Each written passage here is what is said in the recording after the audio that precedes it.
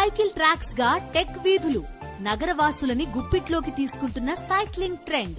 పూర్తి వివరాలకు చదవండి రేపటి సాక్షి దినపత్రిక. ఈ ప్రపంచంలో స్నేహితుల్ని మోసం చేసిన వ్యక్తులున్నారు, బతుకునిచ్చిన వారిని బజారుకు లాగిన మనుషులు ఉన్నారు, నమ్మిన వాళ్ళని నట్టేట ముంచిన రాజకీయ నాయకులున్నారు.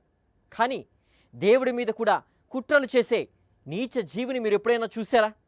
ఆ దురదృష్టం తెలుగు ప్రజలకి, భారతదేశ ప్రజలకే కలిగింది. తన రాజకీయ లబ్ధి కోసం తన డైవర్షన్ పాలిటిక్స్లోకి ఏకంగా ఆ వెంకటేశ్వర స్వామిని లాగేసిన చంద్రబాబును చూసి దేశమంతా సిగ్గుపడుతోంది. ఆ కలియుగ వైకుంఠమైన తిరుమల పవిత్రతని తన స్వార్థం కోసం అపవిత్రం చేస్తున్న చంద్రబాబుని చూసి హిందూ సమాజం చీకుడుతోంది. పాప భీతి అన్నది కూడా లేకుండా దేవదేవుడి మీద పాపిష్టి కుట్రలు చేసే రాజకీయాల్ని నిప్పులతో కడగాల్సిన అవసరం ఇప్పుడు ఈ దేశం ముందుంది. 145 కోట్ల మంది భారతీయుల ముందు ఉంది. ప్రపంచవ్యాప్తంగా ఉన్న కోట్లాది భక్తజన సందోహం ముందుంది. మతాన్ని అడ్డం పెట్టుకుని రాజకీయాలు చేయడంలో చంద్రబాబుకి ఉన్న కుటిలత్వం ఎంతటితో అందరికీ తెలుసు. బీజేపీకి భజన చేస్తున్న ఈ నోటితోనే మసీదులు కూల్చే పార్టీ అని తిట్టిన చరిత్ర చంద్రబాబుకే సొంతం. 45 ఏళ్ల రాజకీయ జీవితం కదా, ఆయనలోని కుటిలత్వం మరింత కుళ్ళింది.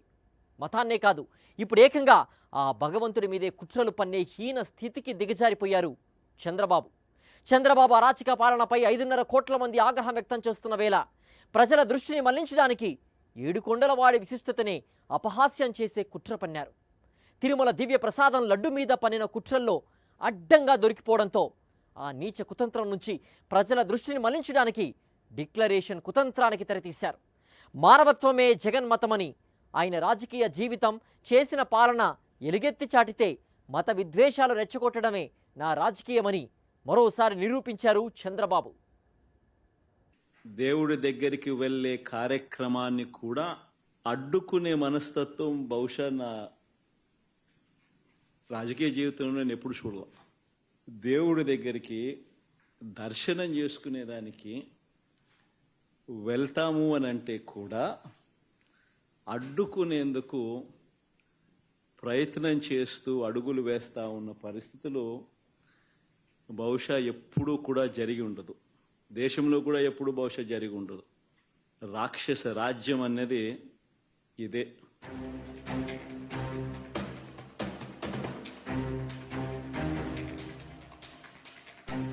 ఆంధ్రప్రదేశ్లో రాక్షస రాజ్యం వికటాట్టహాసం చేస్తోంది. రెడ్ బుక్ రాజ్యాంగం కోరలు చాస్తోంది. ఓట్లేసిన ప్రజలను వేధించుకు తింటోంది. వైఎస్ఆర్సీపీ శ్రేణులను హింసిస్తోంది.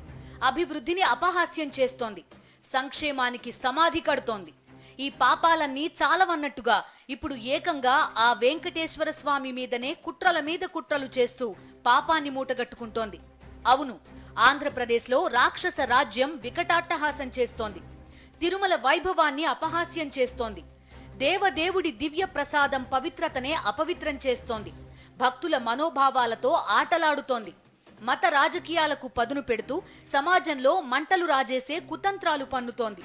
45 ఏళ్ల రాజకీయ జీవితంలో చంద్రబాబు చేసిన కుట్రల గురించి, పొడిచిన వెన్నుపోట్ల గురించి, చేసిన స్కామ్ల గురించి, నమ్మించి నట్టేట ముంచిన నేతల గురించి ప్రజలకు ప్రత్యేకంగా చెప్పక్కర్లేదు.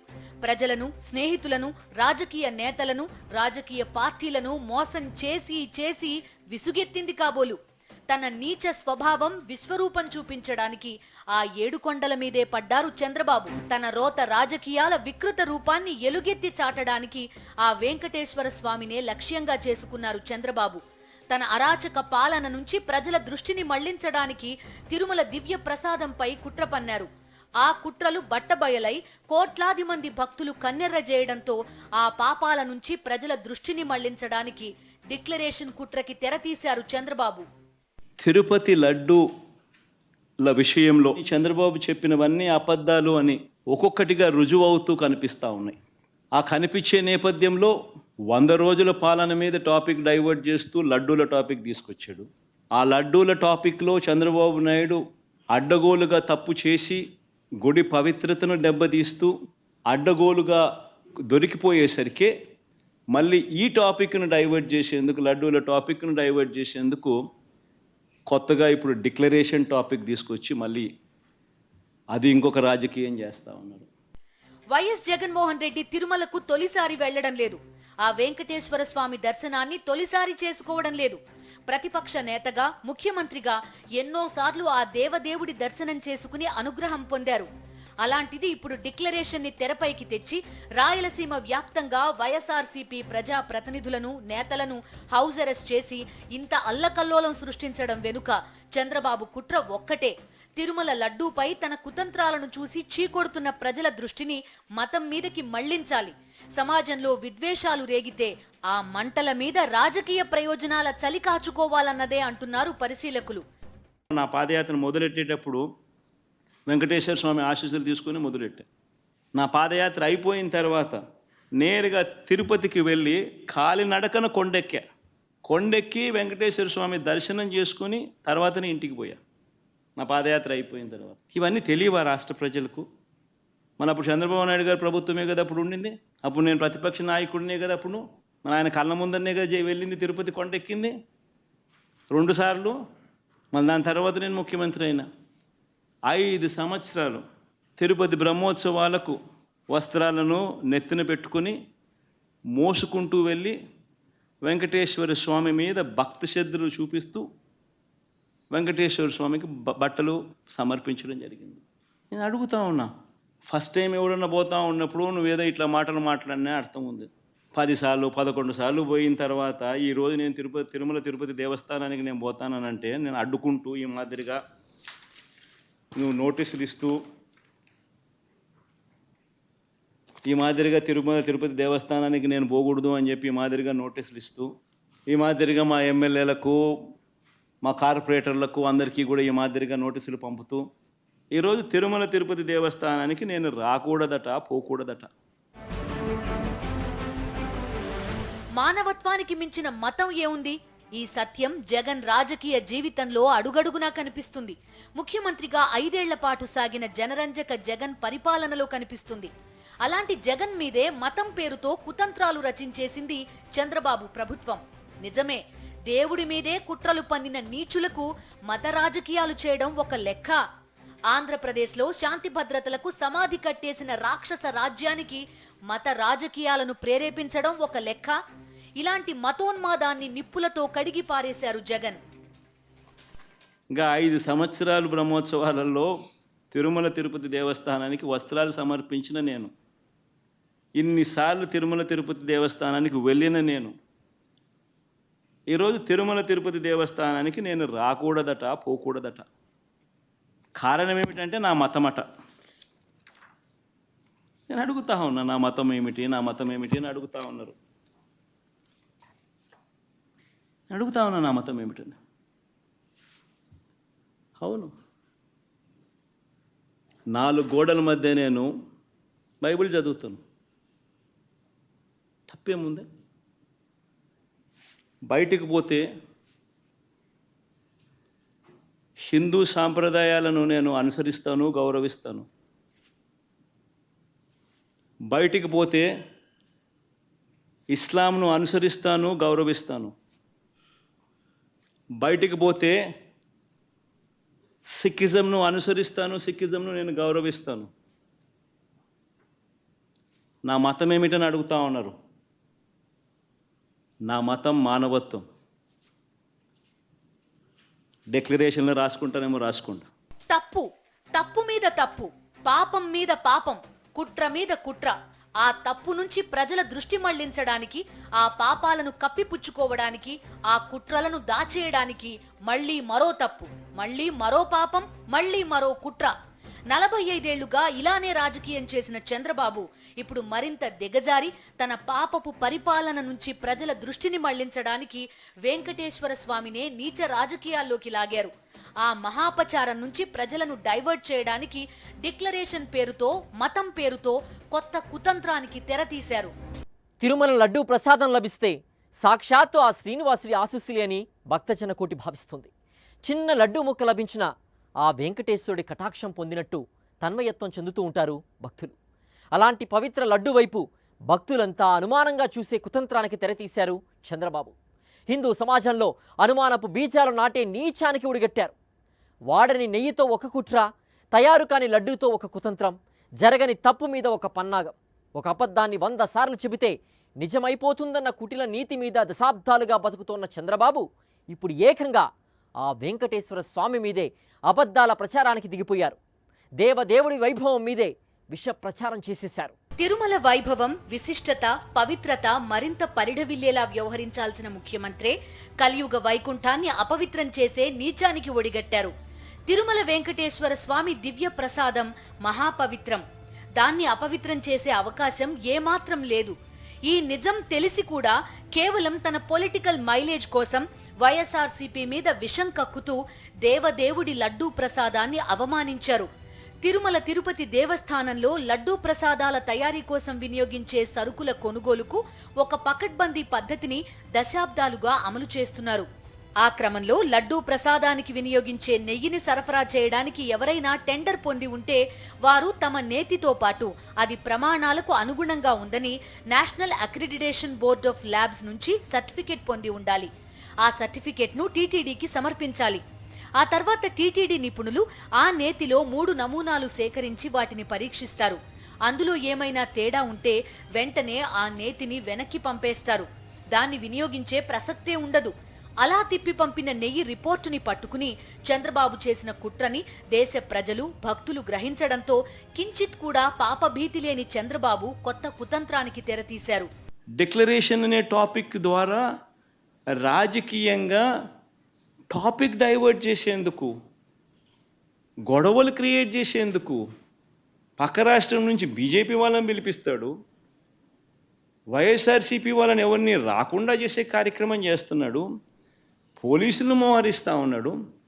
నేను అక్కడికి వెళ్ళి ఈ టాపిక్ డైవర్ట్ అయ్యేట్టుగా చెయ్యడం ఇష్టం లేక వెంకటేశ్వర స్వామిని ప్రేమించే వ్యక్తిగా, గౌరవించే వ్యక్తిగా టాపిక్ డైవర్ట్ కాకూడదు అనే ఉద్దేశంతో తిరుమల తిరుపతి వెంకటేశ్వర స్వామిని చంద్రబాబు నాయుడు గారు ఏ రకంగా అబద్ధాలతో అవమానించి అగౌరవపరిచాడో, ఆ చేసిన ఆ తప్పు సాక్ష్య ఆధారాలతో సహా బయటికి కనిపిస్తూ ఉన్న ఈ సత్యం బయటికి రావాలి.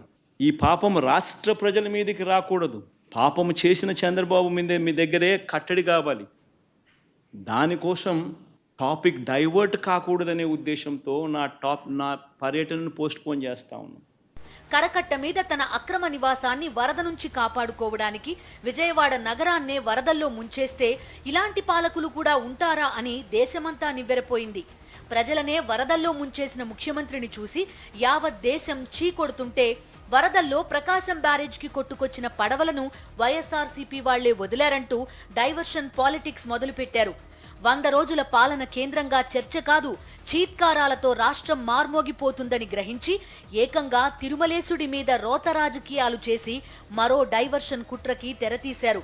అక్కడితో ఆగకుండా జగన్ తిరుమల పర్యటన కేంద్రంగా ఎంత వీలైతే అంత అశాంతిని రాజేయాలని, ఆ ఘర్షణల్లో దేవదేవుడి లడ్డూపై తాము చేసిన కుట్రని ప్రజలు మర్చిపోవాలని మరో డైవర్షన్ కుతంత్రానికి పదును పెట్టారు. ఈ రాక్షస పాలన నుంచి, అరాచక పాలన నుంచి రాష్ట్రాన్ని, రాష్ట్ర ప్రజలను కాపాడమని వేడుకుంటూ పార్టీ శ్రేణులు, ప్రజలు ఆలయాల్లో పూజలు చేయాలని జగన్ పిలుపునిచ్చారు. నన్ను గుడికి పంపించినా పంపించకపోయినా కానీ చంద్రబాబు నాయుడు చేసిన పాపాన్ని రాష్ట్ర ప్రజల మీద పడకుండా ఉండేందుకు వైఎస్ఆర్సీపీని ప్రేమించే ప్రతి అభిమానికి చెప్తా ఉన్నా, రాష్ట్రం మీద అభిమానం ఉన్న ప్రతి ఒక్కరికి కూడా చెప్తా ఉన్నా, మీ నియోజకవర్గాలలో, మీ ప్రాంతాల్లో, మీ గ్రామాలలో మీరు అక్కడి గుళ్ళల్లోకి వెళ్ళి మీరు పూజలు చేయండి, దేవుణ్ణి అడగండి, దేవుణ్ణి ముక్కండి. చంద్రబాబు నాయుడు తప్పు చేశాడు, మేము కాదు తప్పు చేసింది. చంద్రబాబు నాయుడు తిరుమల తిరుపతి వెంకటేశ్వర స్వామిని తగ్గించినాడు, తిరుమల తిరుపతి ప్రసాదాన్ని విశిష్టతను తగ్గించినాడు. కానీ మేం కాదు తప్పు చేసింది. ఆ దేవుని కోపం ఏదైనా ఉంటే అది చంద్రబాబు నాయుడు వరకే పరిమితం కావాలి తప్ప రాష్ట్రం మీదకి రాకుండా పూజలు చేయమని చెప్పి ప్రతి ఒక్కరిని కూడా కోరుతా ఉన్నాం. 100 రోజుల పాలనలోనూ రాష్ట్రాన్ని అన్ని రకాలుగా భ్రష్టు పట్టించింది కూటమి ప్రభుత్వం. హింస, దాడులు, విధ్వంసం, పాలనా వైఫల్యాలు, నిర్లక్ష్యపు కోరల్లో ప్రజారోగ్యం, వైద్య విద్య ప్రైవేటీకరణ, అటకెక్కిన హామీలు, సంక్షేమానికి సమాధి, ఇలా చెప్పుకుంటూ పోతే ఒకటా రెండా ఆంధ్రప్రదేశ్ని శాపగ్రస్త రాష్ట్రంగా మార్చి పారేశారు. ఇప్పుడు ఏకంగా ఆ దేవుడి మీదే పడ్డారు. ఎవరైనా తప్పు చేస్తే దేవుడు చూస్తున్నాడంటాం. అయ్యో ఎంత పాపం అంటాం. మరి దేవుడి మీద తప్పులు చేస్తూ పోతుంటే ఆ దేవుణ్ణే తన పాపిష్టి కుట్రలో భాగస్వామిని చేసే నీచానికి ఒడిగడితే ఇక ఏమనాలి, ఏం చెయ్యాలి? ఇచ్చిన హామీల్ని తుంగలోకి తొక్కి ప్రజల్ని వంచారు. అంబేద్కర్ రాజ్యాంగాన్ని పక్కన పారేసి ప్రజాస్వామ్య స్ఫూర్తిని వెక్కిరించారు. నమ్మిన పాపానికి ప్రజల్ని నట్టేట ముంచడం కాదు, ఏకంగా వరదల్లోనే ముంచేశారు. ప్రజలంతా వేలెత్తి చూపుతున్న వేళ, చీకొడుతున్న వేళ తన తప్పుల్ని కప్పిపుచ్చడానికి, తన పాపపు పరిపాలనని దాచేయడానికి ఆ దేవుణ్ణి ముందుకు తెచ్చి కొత్త కుట్రలకు తెరతీశారు. ప్రజల్ని వంచించి, భక్తుల్ని మోసం చేసి, భగవంతుణ్ణి అపహాస్యం చేసి రాక్షస పాలన అంటే ఇది అని నిరూపించుకున్నారు. హిందువులకు తిరుమల పవిత్ర పుణ్యక్షేత్రం మాత్రమే కాదు, అంతకు మించి సాక్షాత్తు ఆ వెంకటేశ్వర స్వామే కలియుగంలో భక్తులకు ఆపన్న హస్తం ఇవ్వడానికి వైకుంఠం నుంచి తిరుమల వేంచేశారు. తిరుమల అంటే కలియుగ వైకుంఠం. సాక్షాత్తు దేవదేవుడి మీద రాజకీయాలు చేస్తూ, ఆ 7 కొండల వాడి మీదే కుట్రలు చేస్తూ రాక్షస రాజ్యం వికటాట్టహాసం చేస్తోంది. రాక్షసులు ఎలా ఉంటారో భక్తజన కోటికి తెలీదు, కేవలం పురాణాల్లో వినడం మాత్రమే. అలాంటిది ఇప్పుడు రాక్షసుల పైశాచికత్వం ఎలా ఉంటుందో రాక్షస రాజ్యం కళ్లకు కట్టినట్టు చూపిస్తోంది. ఇన్ని దారుణాలు జరుగుతుంటే పాప భీతి అన్నదే లేకుండా భగవంతుడిని కూడా రాజకీయ కుట్రలో భాగం చేస్తుంటే ఈ నీచ చర్యలను, హేయ కుట్రలను, ఘోర కుతంత్రాలను, మహాపచారాలను మట్టుబెట్టాల్సిన బీజేపీ కిమ్మనకుండా ఉండడం సామాన్య ప్రజలను కూడా నివ్వెరపోయేలా చేస్తోంది. ఈరోజు మీ కళ్ళ ఎదుటే మీ ఎన్డీఏ కూటమిలో భాగంగా ఉన్న వ్యక్తే తిరుపతిలో వెంకటేశ్వర స్వామి విశిష్టతను, తిరుపతి లడ్డు పేరు ప్రఖ్యాతలను, వెంకటేశ్వర స్వామి వైభవాన్ని దగ్గరుండి అబద్ధాలు చెబుతూ అనిమల్ ఫ్యాట్ వాడకపోయినా కూడా వాడినట్టుగా, లడ్డూలు తయారైనట్టుగా ఇన్ని ఆధారాలతో సహా రుజువు అవుతా ఉన్నా కూడా అబద్ధాలతో దుష్ప్రచారం చేసి తిరుమల తిరుపతి వెంకటేశ్వర స్వామిని అపవిత్రం చేసిన ఈ చంద్రబాబు నాయుడు గారిని ఎందుకు మీరు మందలించలేకపోతా ఉన్నారు? ఎందుకు మీరు వెనకేసుకొని వస్తా ఉన్నారు? హిందూయిజంకు మీరే టార్చ్ బేరర్స్ అని చెప్పుకుంటారు. అంటే మీ వాళ్ళు ఏం చేసినా గానీ పర్వాలే. చంద్రబాబు ఇప్పుడు ఎన్డీఏలో ఉన్నారు. తన రాజకీయ ప్రయోజనాల కోసం చంద్రబాబు ఎంతకైనా తెగిస్తారని, ఎంతకైనా దిగజారిపోతారని కేంద్రంలో పెద్దలకు, బీజేపీ పెద్దలకు తెలియంది కాదు. గతంలో ఇదే చంద్రబాబు చేత మసీదులు కూల్చే పార్టీ అని తిట్టించుకున్న ఉదంతాలను కమలనాథులు అంత తేలిగ్గా మర్చిపోరు. చంద్రబాబు కుటిల స్వభావం తెలిసి కూడా తిరుమల పవిత్రతనే అపహాస్యం చేసే ఘోరానికి దిగినప్పుడు బీజేపీ కట్టడి చేయలేదు. తిరుమల లడ్డూ చుట్టూ తాము పన్నిన పన్నాగాలన్నీ ప్రజలు గ్రహించారని తెలిసి కనీసం పాప భీతి లేకుండా డిక్లరేషన్ పేరుతో మరో కుట్రకి రాక్షస రాజ్యం తెరతీసినప్పుడు కూడా బీజేపీ మౌనంగా ఉండిపోయింది. ఏపీ బీజేపీ అధ్యక్షురాలు పురంధేశ్వరి చంద్రబాబు కనుసన్నల్లోనే పనిచేస్తూ ఉంటారు. ఆ మాటకొస్తే ఆవిడ పేరుకే బీజేపీ ఎంపీ, పేరుకే బీజేపీ రాష్ట్ర అధ్యక్షురాలు. పురంధేశ్వరి అనుక్షణం పనిచేసేది టీడీపీ ప్రయోజనాల కోసమే. చంద్రబాబు కుట్రలు, కుతంత్రాల్లో పాలు పంచుకోవడమే మహాప్రసాదం అని భావించే మరికొందరు బీజేపీ ఎంపీలు, ఎమ్మెల్యేలు కూడా ఏపీలో ఉన్నారు. దేవదేవుడి మీదే చంద్రబాబు నీచ రాజకీయాలకు సై అన్నప్పుడు వాళ్లంతా మౌనంగా ఉండిపోవడంలో ఆశ్చర్యం లేదు. కానీ జాతీయ స్థాయిలో బీజేపీ నేతలు ఈ దారుణాన్ని ఎందుకు అడ్డుకోలేదన్నది పెద్ద ప్రశ్నగా మారింది. వెంకటేశ్వర స్వామి దివ్య ప్రసాదాన్ని అపహాస్యం చేసిన చంద్రబాబు కేవలం టీడీపీ అధ్యక్షుడు, ఏపీ ముఖ్యమంత్రి మాత్రమే కాదు, ఎన్డీఏలో భాగస్వామి. కేంద్ర ప్రభుత్వంలో టీడీపీ భాగస్వామిగా ఉంది. ప్రపంచవ్యాప్తంగా ఉన్న కోట్లాది మంది హిందువులు చంద్రబాబుని కట్టడి చేయడంలో విఫలమవుతోన్న ఎన్డీఏ మీద, బీజేపీ మీద కూడా ఆగ్రహంతో ఉన్నారని, ఈ సత్యాన్ని బీజేపీ పెద్దలు గ్రహించలేకపోవడం విచిత్రంగా ఉందని పరిశీలకులు విశ్లేషిస్తున్నారు. శ్రీనివాసుడు వేంచేసిన ఆ కలియుగ వైకుంఠంలో అణువణువు పవిత్రం. ఆ దేవదేవుడి దివ్య మంగళ స్వరూపమే కాదు, 7 కొండలపై ప్రతి అణువు పరమ పవిత్రమే. అక్కడ వీచే గాలి, ప్రవహించే నీరు, అన్న ప్రసాదాలు అన్నీ భక్తజన కోటి జన్మ ధన్యం చేసేవే. అంతటి మహిమాన్వితమైన తిరుమలని, దేవదేవుడి మహాప్రసాదాన్ని తన నీచ రాజకీయాల కోసం వాడుకోవాలన్న పాపిష్టి కుట్రకి తెగబడిన చంద్రబాబుకి ఆ వెంకటేశ్వర స్వామి తగిన శాస్తి చేస్తారని భక్తులు తేల్చి చెబుతున్నారు.